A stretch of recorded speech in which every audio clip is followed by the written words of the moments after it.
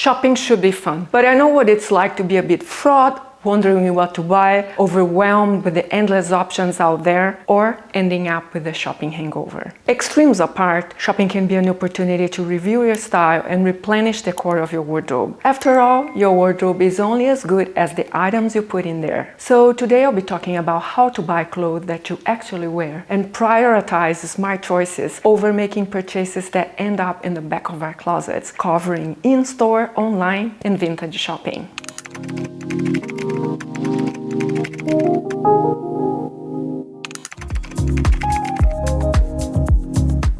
There's not such a thing as a great wardrobe without planning for it. How many times have you gone out shopping for a bag and came back with a beautiful pair of shoes? If you think about it, it's not as innocent a decision as you might think. It's a double failure because not only do you still have a gap in your closet, but now you have to spend the money elsewhere that likely you didn't need. Even if money isn't an issue for you, I still think it's important to budget and plan for new acquisitions. It's not just a question of money, it's also cluttering and access. Before sitting down and making a plan for new acquisitions, do an in-depth analysis on your wardrobe to see what's in there. The essentials are pristine, the wild cards are dominating. Is there a missing piece in the puzzle? Be very honest and thorough. Did your style change? My style has changed a lot recently. Let me know if you'd like me to elaborate on that on another video. Maybe your body has changed. Once you have your list, ruthlessly commit to it. I've done other videos on how to do that. I also do that in my virtual styling sessions. All the details for these things down below.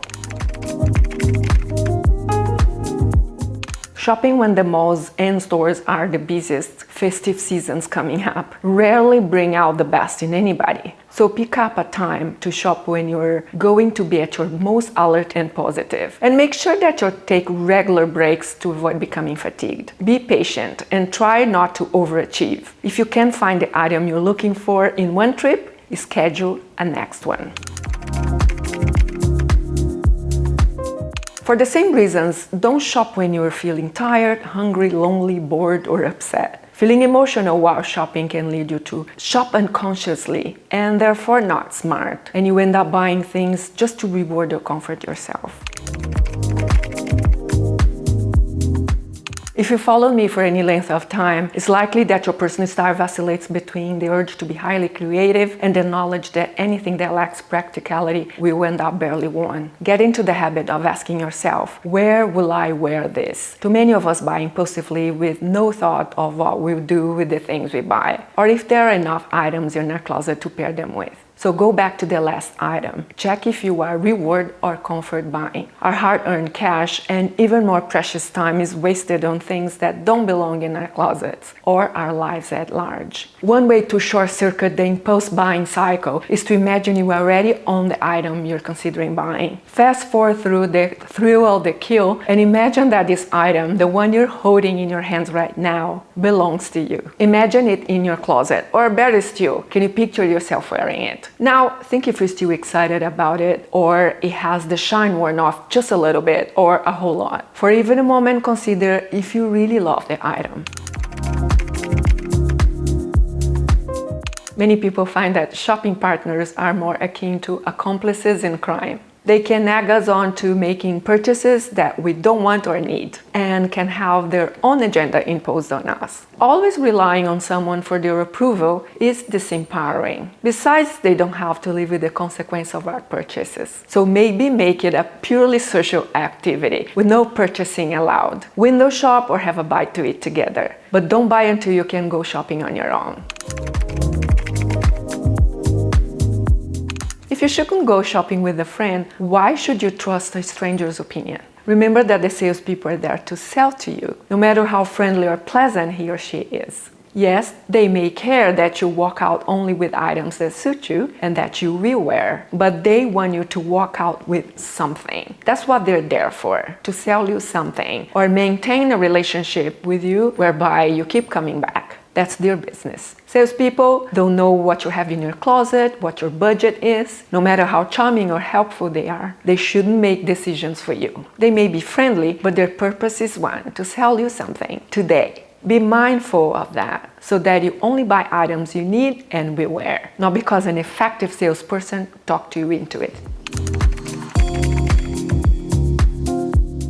Sale time can be tempting. It's also when I've personally scored some of my best wins. So to minimize your risks and give you a chance to add smartly to your closet, here's what to do. Keep a running list of the essentials for you that you are missing in your closet. When you find them, you want to score them quickly. Shopping sale is a great opportunity to replenish the classics and essentials because they aren't time sensitive. You might get much better quality for less. Look for timeless cashmere, silks and linen articles or any other classic item that you need to replace that you wouldn't be able to afford otherwise, at least not as great quality. On the other hand, if you want to get a statement item, make sure you pick one that you see yourself wearing for years to come. If it's a trendy item, it's likely that it has subsided already, otherwise it wouldn't be on sale. So pick ones that you know will be coming back, for example like animal prints or sequins, or any other classic that every now and then have a comeback as a classic. I've recently scored this beautiful leopard print organza blouse right at the peak of the trend because I know it's a classic that regardless if it's trending or not, I will still wear it. And when it's trending again, I'll be ahead of the game and save money because I already have one.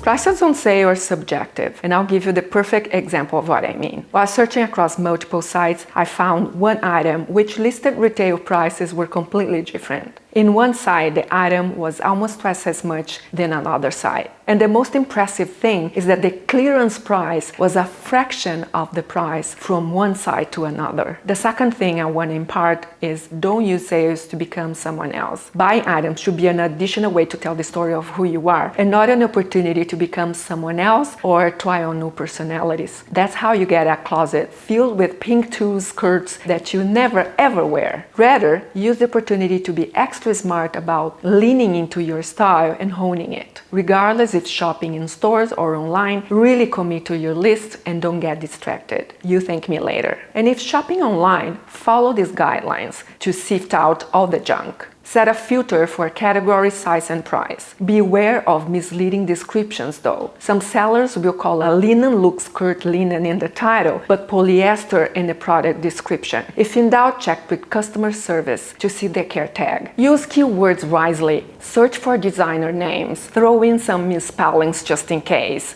and style names in different languages. Filter items based on location if you don't want to pay an international customs fee. Always factor in shipping when making a purchase as well. Set alerts if you have an eye on something specific and be patient. Sometimes an item will be marked down within a week. Know your measurements or get yourself a tape measure. Be aware of the return policy.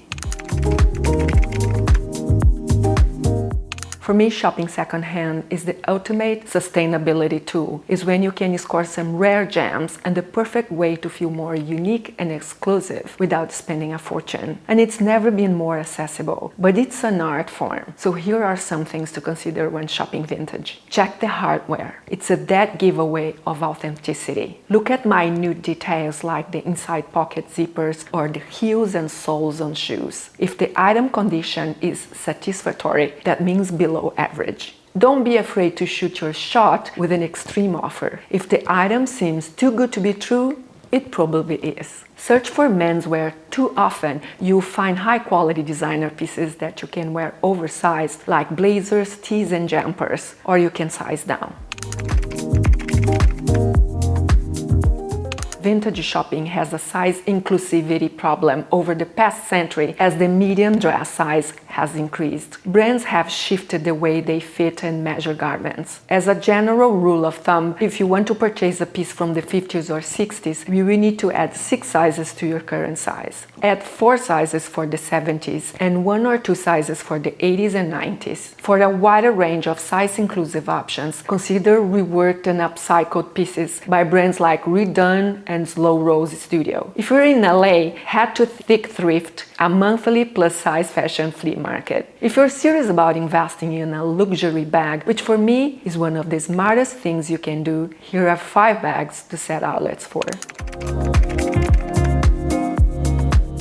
Maintain it well and you increase the value in around 10 or 15% per year. The classic flap is now 10 times more expensive than it was in the 90s.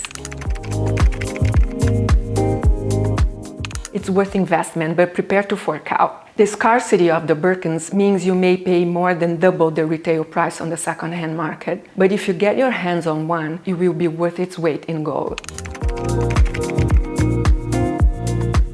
It's been stolen off Carrie's arm on a New York street, given the Jeff Koons and Tiffany & Co.'s treatment, and retains an unshakable second-hand retail value, between 95 and 135% in fact. You better get in quick though. Y2K shoppers are snapping them all over TikTok Shop and eBay. Spacious and on a more affordable side as far as luxury handbag go. Also found to retain 92% of its value if you plan on reselling.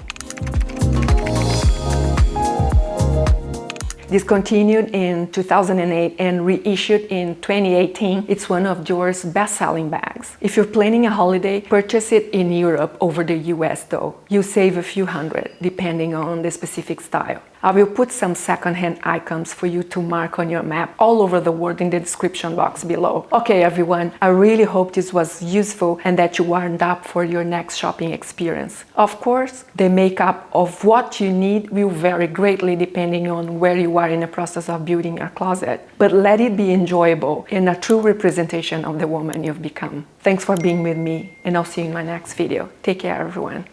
Bye bye.